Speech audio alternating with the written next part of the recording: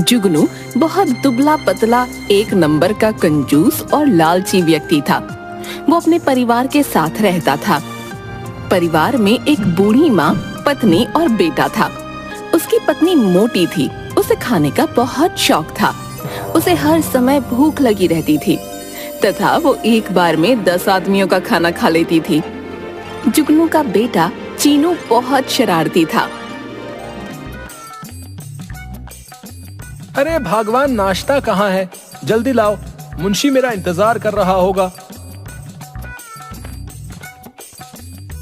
हाय, वो कलवा मुंशी आपका इंतजार क्यों करने लगा? उसे बोलो दुकान खोल के काम करे। अरे तुमको कितनी बार कहा है, वो दुकान नहीं है। दुकान नहीं तो क्या है? लोगों को रुपये ब्याज पर उधार देने की दुकान ही तो है। उधार की दुकान। अब तुमको कौन समझाए है? मैं गधे को समझा सकता हूँ पर तुमको नहीं है? हाँ, ये सही कहा आपने। उस मुंशी को बोलो आपकी उधार की दुकान खोल के काम करे। ना ना, वो नहीं खोलेगा। दुकान खोलते ही सफाई करनी पड़ती है। मुंशी झाड़ू नहीं लगाता, मैं लगाता हूँ। हैं? आप झाड़ू लगाते हो दुकान में? तुमको पता है रुपए भी बच जाते हैं। वो जो लड़का पहले झाड़ू लगाने आता था ना, वो बोला सेठ जी 5 रुपया बढ़ा दो। अरे भाई, काहे के 5 रुपया बढ़ा दूं? काम तो उतना ही है, तो रुपए काहे बढ़ेंगे? मैंने कहा तुम जाओ भाई। और वो मुंशी तो सबका बाप है। बोला सेठ जी रोज झाड़ू लगाने के महीने का 30 रुपया लूंगा। अब तुम ही बताओ भाग्यवान, इन लोगों ने लूट मचा रखी है। अरे तो दे देते ना। आपको रोज रोज झाड़ू लगाते शर्म नहीं लगती? अरे अपना काम करने में कैसी शर्म, और रुपया भी बच जाता है। आप भी ना। अब आज थोड़ी देर होगी। क्यों, नाश्ता बना नहीं अभी तक? बना था पर क्या? वो मैंने खा लिया। मेरा नाश्ता खा लिया? तो कोई नहीं, चीनू या माँ के हिस्से का मुझे दे दो, उनके लिए फिर से बनवा लेना। उनका भी मैंने खा लिया। सुबह जितना नाश्ता बना था मैंने खा लिया। अब क्या करूं, पूरियां देखकर रहा नहीं गया। तुम्हारी इस खाने की आदत ने मुझे बर्बाद कर दिया है। इतना रुपया राशन में जाता है, कुछ पता भी है? ऊपर से जब देखो खा खा कर कितनी मोटी हो रही है। सुनो जी, कितनी बार कहा है, कुछ भी कहो पर मुझे मोटी मत कहा करो। मेरा वजन है ही कितना, बस 150 किलो ही तो है। ये कोई मोटापा है क्या? हे प्रभु, तू ही समझा इसे। सुनो, मैं जा रहा हूँ। अगर खाने को कुछ बचे तो भिजवा देना। तभी अंदर से आवाज आई, जुगनू, अरे ओ जुगनू, सुन तो। लो, अम्मा बुला रही हैं। अरे क्या है अम्मा? अरे कितनी बार कहा है, जाते वक्त टोका मत करो।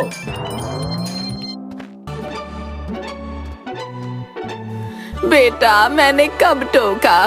टोकती तो ये मुटल्ली है। बबली ने माँ को घूर कर देखा। ऐसे क्या घूर रही है? माँ इसे छोड़ो, बोलो क्या काम है? बेटा, मैंने रात को सपने में तेरी दादी को देखा। वो बोली कि उसको गंगा घाट जाना है। अब बेटा, उसको गए तो 20 बरस हो गए। ऐसा कर, तू गंगा जी के दर्शन करा। और हाँ, इस मुटल्ली और चीनू को भी ले जाइयो। अरे माँ, गंगा जी यहाँ थोड़े ही है। अरे उसके लिए काशी जाना पड़ेगा, काशी। हाँ तो जाना। और सुन, मैंने तो कह दिया, तेरी कंजूसी यहाँ ना चलेगी। अगर नहीं गया तो सबको इस घर से निकाल दूंगी, समझा? कहाँ फंसा रही हो मेरी माँ?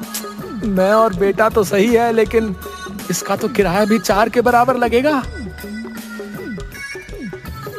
अब आपकी खैर नहीं। अच्छा माँ, अभी जाता हूँ, दुकान का काम निपटा कर आता हूँ।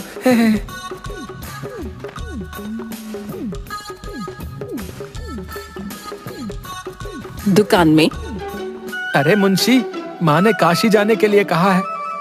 तू मेरी, चीनू और उसकी माँ तीनों की रेलगाड़ी की टिकट का हिसाब लगाकर कुल कितना खर्चा होगा ये बता। मुंशी हिसाब करने लगा। कुछ देर बाद उसने एक पर्चा जुगनू को दिया। उसे पढ़कर वो उछल पड़ा। 1000 रुपया का एक आदमी की टिकट, रहने खाने का अलग खर्चा। हाँ सेठ जी, काशी यहाँ थोड़े ही है, बहुत दूर है। आप बोलो तो एक सलाह दूं। सेठ जी, ये रेलगाड़ी का चक्कर छोड़ो, बहुत महंगा हो जाएगा। आप बस से चले जाओ, बस का टिकट सस्ता भी है और शाम वाली बस का और भी सस्ता है। मुंशी, तुम सच कह रहे हो? हाँ सेठ जी, मैंने सब पता कर लिया है, सब बढ़िया से हो जाएगा और खर्चा भी कम। शाम को जुगनू, बबली और चीनू को लेकर बस के लिए निकल पड़ा। अरे सुनो, इतना भारी पेटी मैं नहीं उठा सकती, किसी कूली को बुला लो ना। तुमसे तो कम ही भारी है। बबली ने जोर से पेटी नीचे रख दी। अरे ये क्या, चलो जल्दी से उठाओ इसे, देर हो रही है। कहा ना मुझसे नहीं उठता इतना वजन, इसे उठाकर तो और भूख लगने लगी। तुम भी ना, अरे कहीं इतना भारी है, कोई 25-30 किलो होगा बस। तो आप खुद ही उठा लो ना। जुगनू ने पेटी उठाने की कोशिश की तो वो खुद ही गिर गया। क्या पापा, आप बिना कुछ लेते क्यों नहीं? चुप बदमाश कहीं का, तुम्हारे इस झूले लाल पाप की तो हद हो गई है कंजूसी की। बबली ने पेटी उठा ली।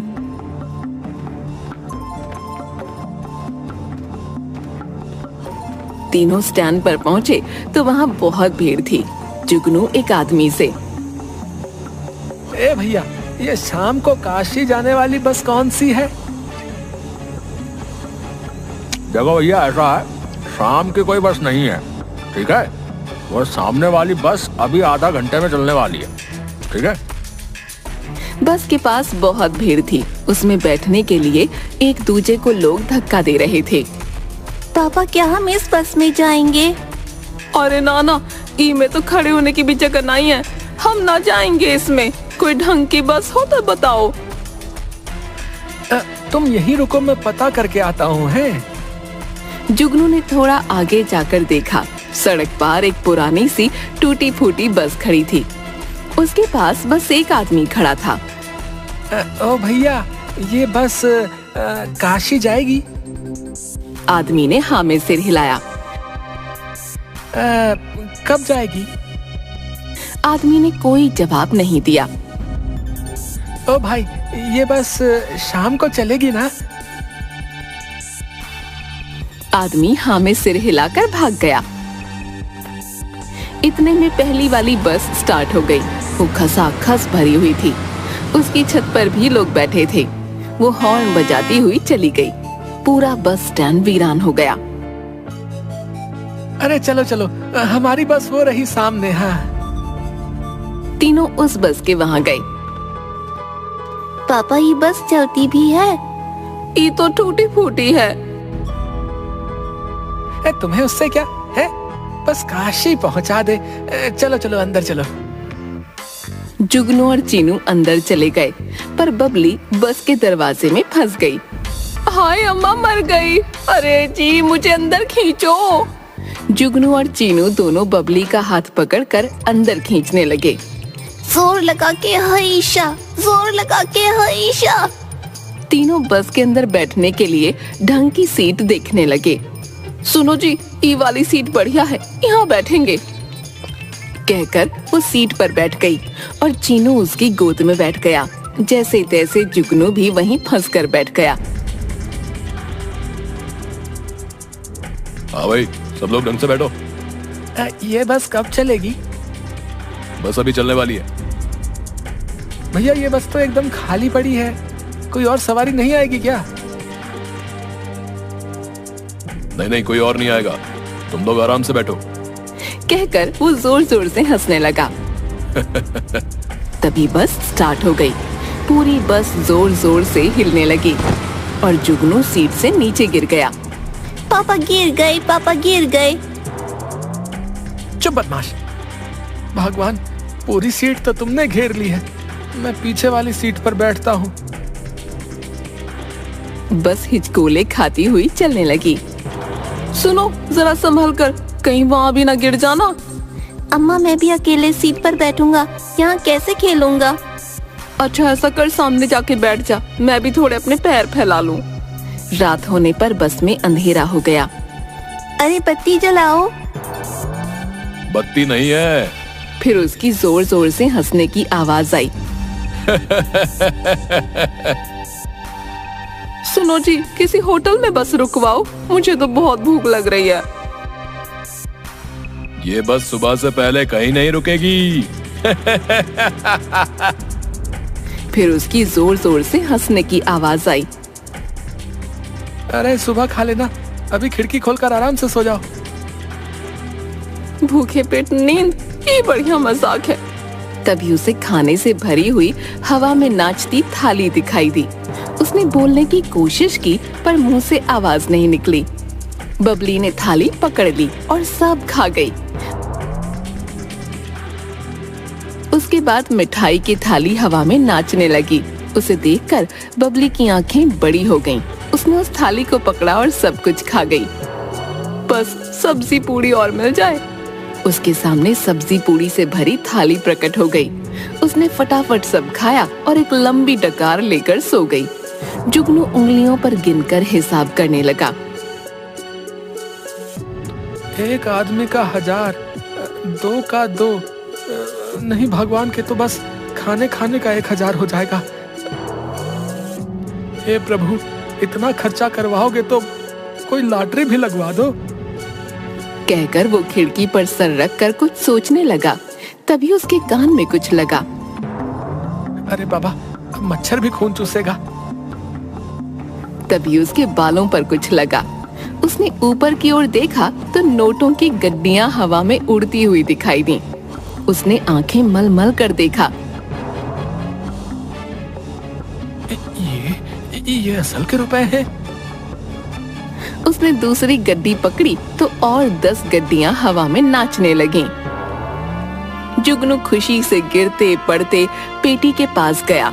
पत्नी जोर जोर से खर्राटे लेकर सोई हुई थी। धीमे से पेटी उठाते हुए वो कांपने लगा। उसने पेटी का सारा सामान निकालकर फेंक दिया और उसमें नोटों की गड्डियां भरने लगा। बाप रे, लॉटरी लग गई, लॉटरी! प्रभु, सच्ची में लॉटरी लगा दी है। एक साथ इतना पैसा तो मेरे पुरखों ने कभी भी नहीं देखा होगा। अब मैं सोऊंगा नहीं, कहीं वो कंडक्टर का बच्चा चुरा ले गया तो वो खुद उससे चिपक कर बैठ गया। पर थोड़ी देर बाद उसे नींद आ गई। ओह, मेरा कंचा मिल जा रे बाबा, मिल जा। पर नहीं मिला। ऑप्शन पर नहीं मिला। चीनू उदास होकर सीट पर लेट गया तो उसे हवा में उड़ती हुई गेंद दिखाई दी। ये कैसी गेंद है जो हवा में उड़ रही है? चीनू ने गेंद पकड़ने की कोशिश की तो हाथ लगाते ही वो 2 हो गईं। तो गेंद। उसने पकड़ने की कोशिश की पर वो और ऊपर हो गईं। बच्चों, अभी बताता हूँ। उसने फटी हुई सीट पर चढ़कर गेंद पकड़ ली। गेंद अच्छी है पर मेरा कंचा ज्यादा अच्छा है। मिल जाना, कहाँ खो गया? तभी चीनू के सामने उड़ते हुए कंचे आ गए। चीनू उन्हें पकड़ने लगा। उसने कंचों को अपने रुमाल में बांध दिया।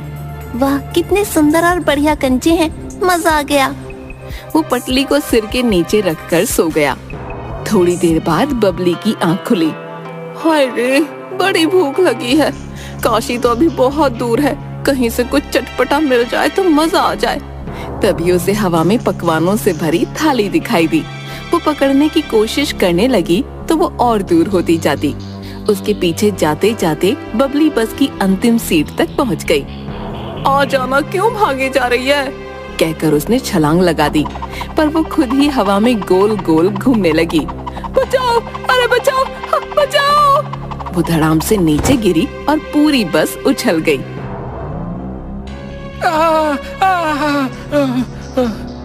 बस रुक गई। तब जीनू और जुगनू ने बबली को उठाया।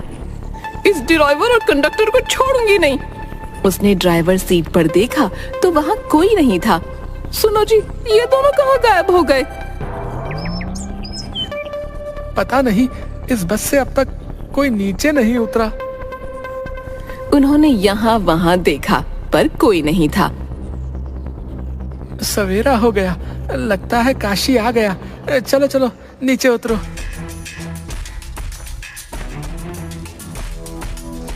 नीचे उतरने के बाद पापा, ये तो हमारे गांव जैसा लग रहा है।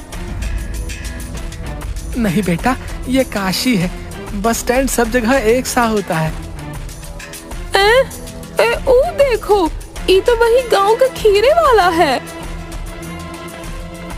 ए भैया, तुम हमारे पीछे पीछे काशी तक आ गए? काशी? कहाँ है काशी? ये काशी तीर्थ है, हमको गंगा घाट जाना है। तुम्हारा यहाँ कैसे आना हुआ? भौजी पगला गई हो का है? ये काशी नहीं, अपना गांव है, गांव है। ये कैसे हो सकता है? हमने पूरी रात बस में सफर किया काशी जान खातिर। गांव कहाँ से आ गया? कौन से बस में गए भैया? वो सामने वाली। खीरे वाला सामने देखता है, वहाँ कोई बस नहीं थी और जुगनू और बबली बस को वहाँ न देखकर वहीं खड़े खड़े सुन्न हो गए। भाई, हम लोग पूरी रात एक बस में सफर करके आए हैं भाई, लेकिन अब देख रहे हैं तो अपने ही गांव में है। आप हमें किस बस में ले गए थे जी? मैंने तो खूब चटकारे लगाकर पता नहीं क्या क्या खाया है रात में। हाँ, और मैंने तो तुम्हारे संदूक से सामान बाहर फेंक पैसों से भर लिया है। दोनों जल्दी से संदूक खोलकर देखते हैं, उसमें कपड़ों के सिवाय कुछ न था। अरे जुगनू भैया, लगता है आपको बस स्टैंड के बाहर वाली वो जो भूतिया बस है उसके बारे में पता नहीं था। तुम लोग उसी बस की सवारी करके आ रहे हो भैया। है भूतिया बस? हाँ बबली भाभी, अरे पुराने बस अड्डे के बाहर रात को कई लोग इस भूतिया बस में चढ़ जाते हैं